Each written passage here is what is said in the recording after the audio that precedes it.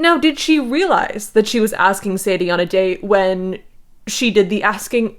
No, that was not her intention. However, she might have said no had she known that she was going to be working with, in fact, being managed by, Amira. What could make things worse but a fender bender with Irene Abraham, the school's most popular cheerleader. Even she ends up getting paired with Jamie, who should be the perfect guy for her.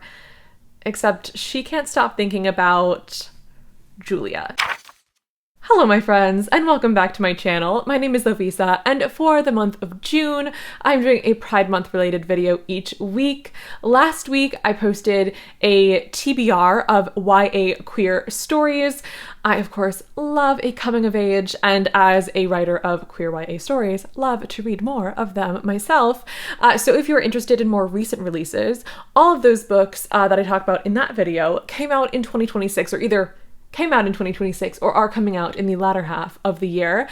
So if you're looking for more recent releases, I would recommend checking out that video, as today I'm going to be focusing on books that I read in 2025, but that came out a little bit before then. The oldest book on this list was from 2021, and I just wanted to still chat about these 4 books. They are all YA and Sapphic, and I thought, what better opportunity than right now to tell you about them in case, like me, you may have initially missed them when they were released. So the first book on this list came out, I believe, in 2024, and that is Thanks for Listening by Molly Horan. So this is a Aro Ace and Sapphic story.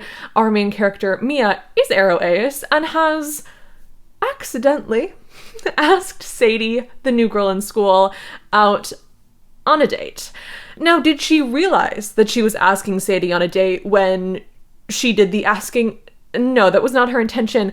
However, did she quickly realize, with the help of her brother, that she had indeed asked Sadie out? Yes. Can she bring herself to regret doing this? No, because let's face it, Sadie is an accepting, clever, vulnerable, funny, and kind of horrifically charming human being.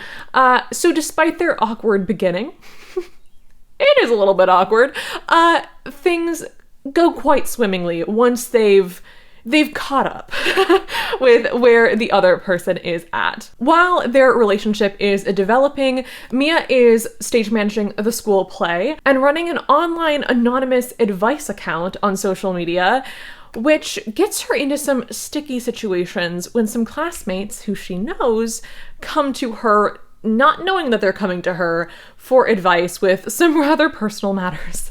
So this story is so desperately endearing. I really can't believe that it took me this long to pick it up. Again, our heroine is Aro Ace. I'm Aro Ace. She's Sapphic. I'm Sapphic. And she is a theater kid. I was a former theater kid. I just cannot believe that it has taken me this long to pick this story up. I finally read it, I want to say in August of 2025 is when I finally picked it up, and oh my gosh, I'm so happy that I did. So if you, like me, missed this when it first came out, I would highly recommend giving it a try now. Next up is If We Were a Movie by Zakiya and Jamal. This book actually might have come out in 2025, yeah, in April. So it's been out for a little over a year now. So this one's a little bit more recent than the others on this list. This book stars Rochelle, who is a perfect student. She is vying for valedictorian. She is applying to Wharton for business, but there's one thing missing from her application. She's never had a job. So this summer, she is determined to change that. So when a job at Horizon Cinemas, the local Black-owned movie theater, kind of falls into her lap, how could she say no? However, she might have said no had she known that she was going to be working with, in fact, being managed by, Amira, who is Rochelle's ex-best friend and present-day academic rival. In the story, we get some stellar individual and relationship development, neither of which outshines the other. We also get a little mystery subplot that adds the stakes and the intrigue that I love. And of course, it's all rounded out by this lovely supporting cast of characters that bring the humor and the relatability. In She Drives Me Crazy by Quindlen, Scotty is taking a breakup particularly hard. It's just salt in the wound when her basketball team loses to her ex-girlfriend's basketball team in a rather spectacular fashion. What could make things worse but a fender bender with Irene Abraham, the school's most popular cheerleader.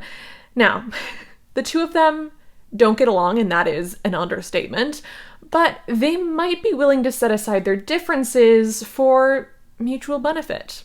This being a fake dating scheme that might get them both what they want. For Scotty, this is making her ex jealous. However, of course, as this fake dating scheme unfolds and stands the test of time, things begin to feel a little less fake and a little more real. Now, this book is very, very funny. It is really a laugh out loud sort of book, but at the same time, there is this really grounded emotional realness that I really, really appreciate, and I think the two tones highlight each other very, very well. Finally, I have True Love and Other Impossible Odds by Christina Lee. In this book, we have Grace, who is a freshman in college, so a little bit older than the others, but this definitely is a book that still reads very YA, very coming of age for sure.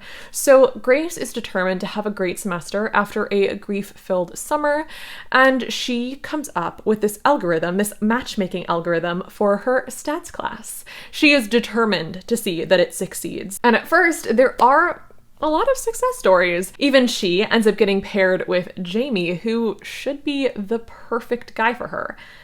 Except she can't stop thinking about Julia. Julia is her crotchety coworker who has doubted this app from the get-go. And throughout it all, Grace's loving yet complex and at times a little bit problematic, but still not without that genuine care, relationship with her dad really does tug on the heartstrings. This is a book that is a little bit heavier than the other three, but I think it really does balance out the weight with, it's a matchmaking algorithm. There's got to be a little bit of humor involved, and I think that even though this one does pack a little bit more of a punch, you will still have a very pleasant reading experience. I feel like I might have teared up a little bit near the end, but it wasn't like all out sobbing. You know what I mean? So that was it. A very quick little list, but 4 stories that I've been wanting to chat about for a while. I'd actually written reviews for a couple of these for a magazine that I had been doing a lot of bookish content for before it went on hiatus, and that was the article that was supposed to go up before the hiatus started, and I was like, oh, I've been kind of aching to talk about some of these, so really appreciate you being here and letting me chat with you about these books. I hope that you pick one of them up. If you do, please let me know how that goes for you. If you have any other YA Sapphic recs for me, please leave them in the comments below. I'm always looking for another great pick, but for now, I hope you have a great rest of your week, and I will see you very shortly with another video.